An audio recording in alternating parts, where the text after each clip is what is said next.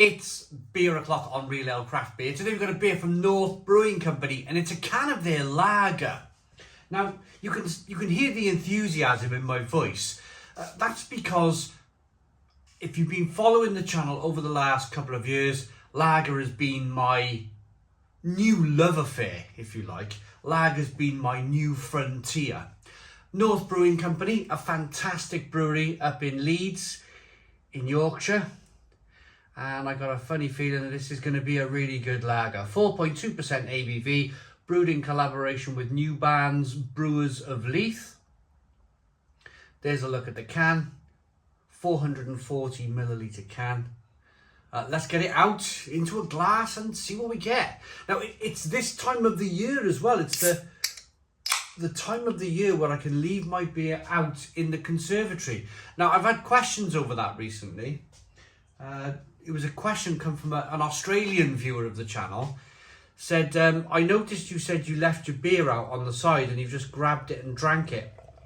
Well, I can give a very good reason for that. It's November the, I think it's the 16th today. November the 16th, 2022. And I'm standing in an outside conservatory type thing. Glass roof, glass frontage.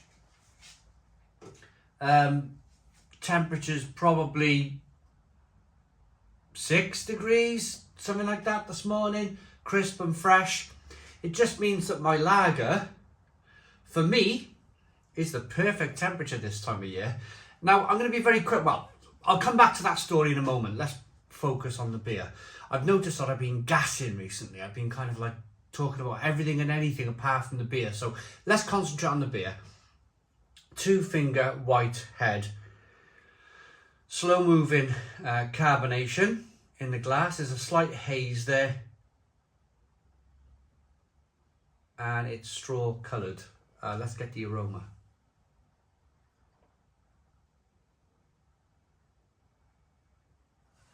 Oh, it's got that kind of German Hallertau kind of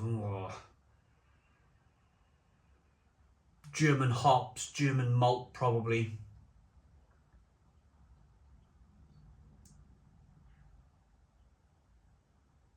Remind me about Wyman malts. Another story I want to tell after I've got into the beer. Spicy and peppery, citrusy, but not in an IPA citrus. More of a lemon and a bit of lime going on. Smells fantastic. Let's dive in. Cheers, everybody.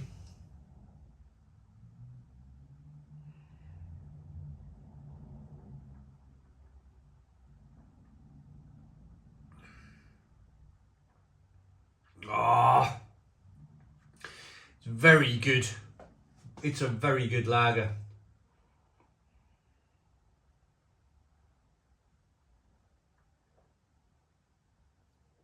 Oh. Stone the Crows. Stone the Crows, what a superb beer. It's the malt character in this one. It's got a really good malt character, biscuity and bready, but in that kind of German kind of. It's a dry finish to the lager. It's almost like it's tasting quite like Warsteiner, to be honest with you. And the reason why it's tasting quite like Warsteiner is I was in Brew London. I'm going to tell you this Wyman malt story now. May 20... No, it wasn't Brew London. No, it was Seba. I was at Seba X in March this year in Liverpool. I'm going to go next year as well. I like the Seba events. Especially the Seba X events. They're pretty cool. So I was at Seba X, had a wonderful time, and it's like an exhibition for brewers. So there's a lot of brewing equipment on display. There's maltsters. There's people trying to kind of like improve your brewery. Not necessarily just to be there to sell stuff, but to improve your brewing and improve the way you brew your lager. So Wyman malts were there. Now Wyman, I used to know a guy called Andreas Richter. Unfortunately, he's passed away now. Lovely, lovely, lovely guy. I spent a lot of time in Poland with him, but he was a German maltster, and he used to sell the malt to.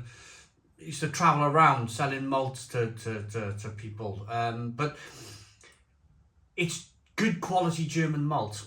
And it's good quality German malt in that you can brew a really good porter with it, a really good stout if you want, or in this case, in North's case, you could brew a really good lager. So you'll have specific malts for specific beers. So in this case, it will be lager malt.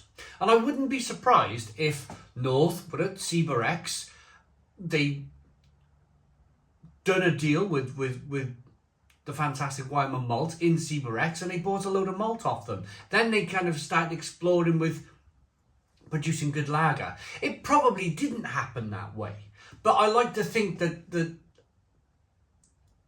that's how kind of things happen. These exhibitions, these shows, these brewers are able to use the right ingredients. That's what I'm looking for. I thought I lost my way there for a minute. They're looking for the right ingredients to brew the right beers. Now, for me, lager is a massive, massive thing for the last 2 years. Absolutely love lager. And this is tasting like a Warsteiner. I reviewed a Warsteiner keg about 2 months ago. I drank the whole keg. Absolutely loved it. 5 litre mini keg from Home Bargains. Fantastic beer. Well, this is tasting quite like that. It's spicy and peppery on the back end. A little bit of lemon, maybe a touch of lime. Nice and bitter. But the beginning is all of that kind of like crisp malt. That lovely, crisp, biscuity kind of malt character coming through. A little bit of carbonation pushes the beer on the inside of the mouth, releases more of that flavour. I could drink pints of this. Pints and pints and pints of this.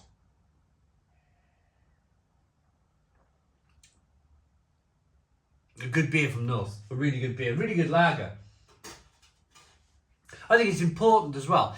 If you're talking about North Brewing Company, they now have a few bars around the north of England. And the real good thing about that is that in every good bar, you need a good lager. And rather than contract their own lager, rather than kind of like buy... I can't get Carling and Foster's out of my head. I'm sorry. North Bar would never have Carling and Foster, but I can't get that out of my head. Let's say Warsteiner for argument's sake.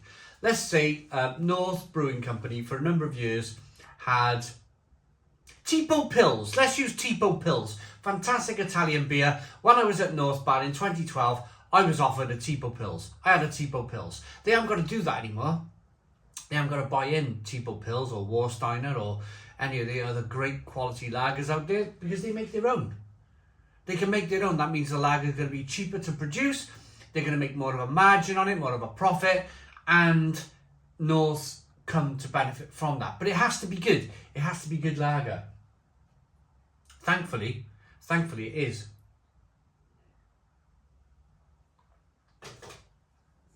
So I've never had a beer from Newbarns Brewers of Leith before. I might search them out and give them a bit of a Google. I'd like to try one of their beers, to be honest with you. If anybody from Leith, I think it's Scotland, is it? Comment in the comments box. Have you tried anything from Newbarns? Has anybody tried anything from Newbarns? I haven't, down here in South Wales. I'd like to. So the description is a smooth and vibrant lager made with heritage malts. There we go. It's the Chevalier. Chevalier's a British malt and Hannah malt, along with German Kalista and English earnest hops. Okay, so it's a combination of British malt and German malt, and there's a combination of German hops and and British hops, which is pretty cool. So a bit of a hybrid lager then. It's very, very good. Very, very good. I wonder, and this is a question to North, if anybody's watching from North. I've been to a few breweries around the UK now where they're investing quite heavily in kind of lagering tanks. And I wonder, does anybody know if North have invested in lagering tanks at their brewery? That would be superb, wouldn't it, if they had the right equipment to do the right job. That's a very important thing. To produce a proper lager, you need to lager it. You need to store it. That's what the word lager means. I like this beer. It's not the most carbonated lager in the world, but I don't need my lager to be the most carbonated lager in the world. This isn't a pint of Foster's. It looks good, it smells good, it tastes good. I like that. I like that lager enough to give it a 9 out of 10. It's a 9 out of 10 from Real Ale Craft Beer. Please put your comments in the comments box. Subscribe to our daily beer and food reviews. Give us a big fat thumbs up. Boom. Cheers.